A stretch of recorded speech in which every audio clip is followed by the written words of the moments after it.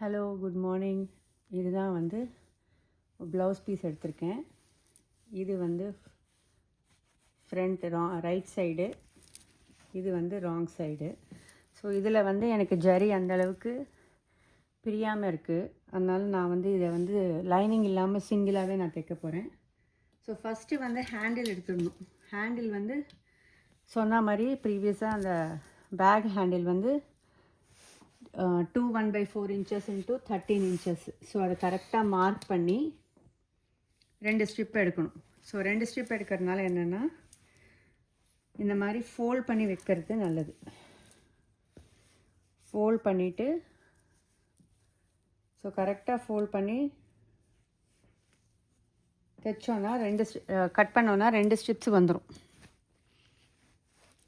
So இதுக்கு வந்து mark first fold பண்ணிவிட்டு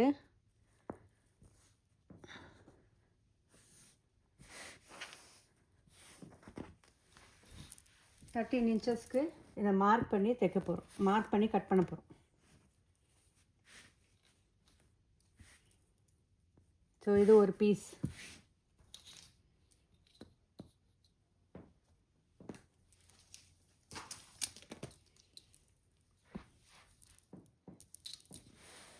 ஸோ 2 1/4 அப்படின்னு போட்டிருக்கு இல்லையா? ஸோ இது எவ்வளோ கரெக்டாக இருக்குதுன்னு பார்ப்போம். கரெக்டாக நான் வந்து 2 1/4க்கு மடிச்சிருக்கேன். ஸோ இதை மடித்ததை வந்து அப்படியே மார்க் பண்ணி தைக்க வேண்டியது, மார்க் பண்ணி கட் பண்ண வேண்டியது தான்.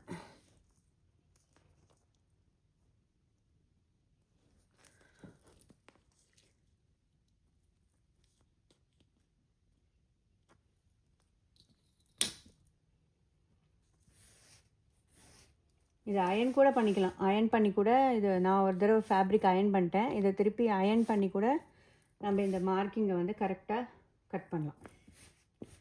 ஸோ 13 இன்ச்சஸ்க்கு கரெக்டாக மார்க் பண்ணிவிட்டு எங்கே வருதோ 13 இன்ச்சஸ்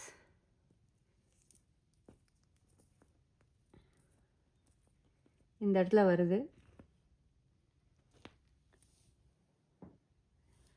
ஸோ 13 இன்ச்சஸ் கரெக்டாக இந்த இடத்துல மார்க் பண்ணி கட் பண்ணுறோம்.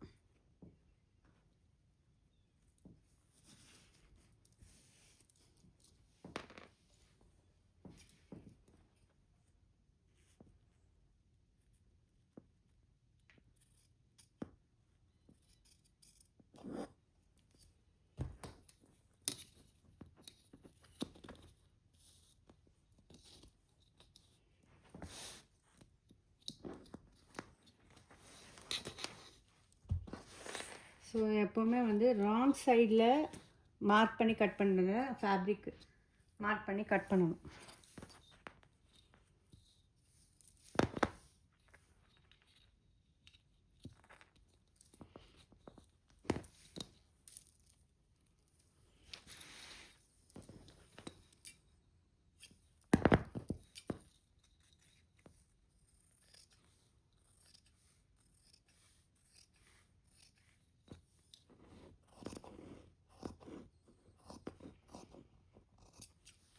அடுத்தது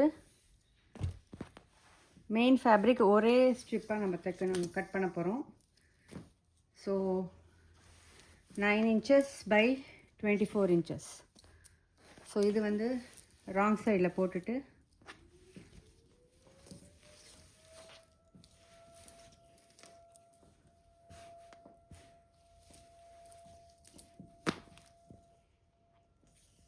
ஸோ இந்த இடத்துல நம்ம இது பண்ணியிருக்கோம். ஸோ அப்போ இங்கேருந்து 9 inches கால்குலேட் பண்ணி ஸோ இந்த இடத்துல மார்க் வருது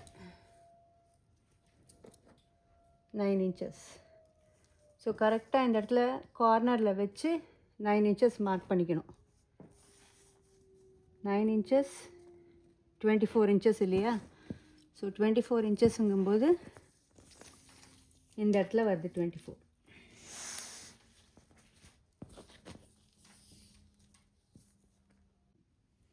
ஹலோ, இது வந்து 9 inches கரெக்டாக மார்க் பண்ணிவிட்டு 24 inches லென்த்துக்கு. ஸோ 9 inches எங்கே வருதோ அதை கரெக்டாக மார்க் பண்ணி இதோ இந்த இடத்துல கரெக்டாக மார்க் பண்ணிவிட்டு 9 inches கரெக்டாக தெரியுறதா? ஸோ இந்த இடத்துல ஒரு லைன் போட்டு ஸ்ட்ரெயிட் லைன் ஒன்று போட்டுட்டு,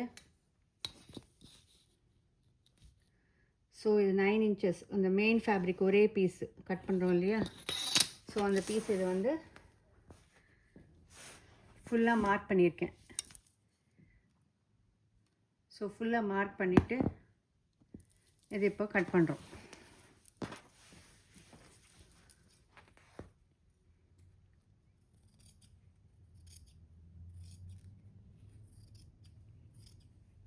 ஸோ ராங் சைடில் மார்க் பண்ணிட்டு தான் கட் பண்ணணும்.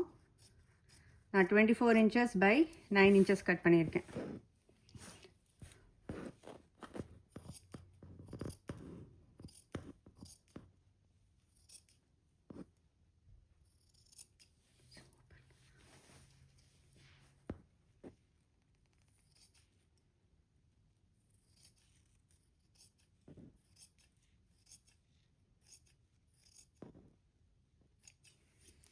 இப்போ அடுத்தது வந்து சைட் ஜாயிண்ட்டுக்கு 2 ஸ்ட்ரிப் எடுக்கணும். 5 inches by 11 inches. So side ஜாயிண்ட்டுக்கு 5 inches. ஸோ அதை வந்து ஃபேப்ரிக்கை ஃபோல்ட் பண்ணிடலாம். ஃபோல்ட் பண்ணிவிட்டு 2 ஸ்ட்ரிப் சைட் ஜாயிண்ட்டுக்கு. ஸோ அதனால் இதில் வந்து 5 inches எங்கே வருதுன்னு செக் பண்ணிவிட்டு கரெக்டாக, ஸோ இது 6-7 inches இருக்குது. ஸோ அதுக்கேற்ற மாதிரி கொஞ்சம் கம்மி பண்ணி ஃபோல்ட் பண்ணுறோம்.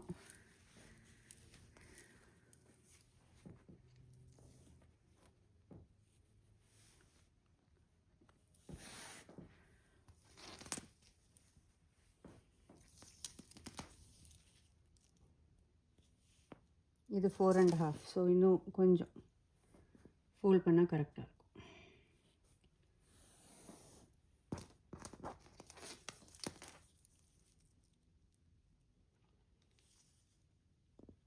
ஸோ ப்ரீவியஸ் வீடியோவில் சிம்பிள் கிஃப்ட் பேக்.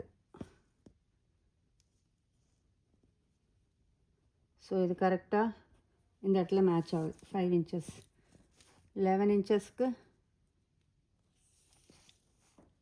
இந்த இடத்துல வருது.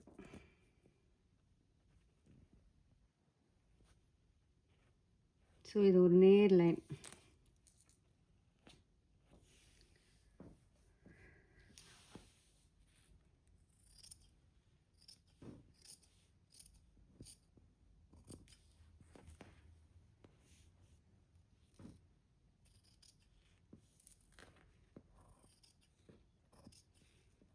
இந்த இதை ஒட்டினா போலேயே கட் பண்ணணும்.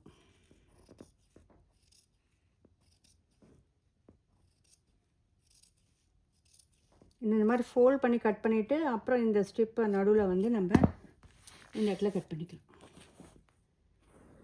ஒரு லைன் போட்டுட்டு கரெக்டாக ஸ்ட்ரிப் அந்த ஒரு லைனில்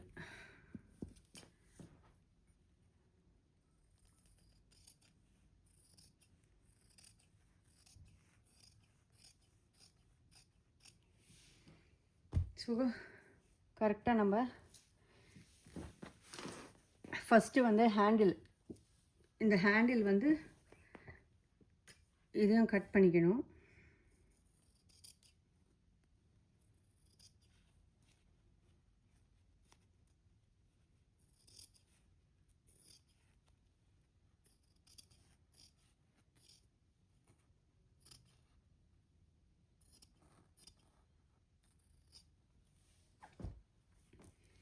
ஸோ இந்த ஹேண்டிலை வந்து இப்படி மடித்து இந்த மாதிரி ராங் சைடில் வச்சு மடித்து தைச்சி திருப்ப போகிறோம். ஸோ திருப்பும்போது நமக்கு அந்த ஸ்டிச்சு வந்து உள்ளார போயிடும்.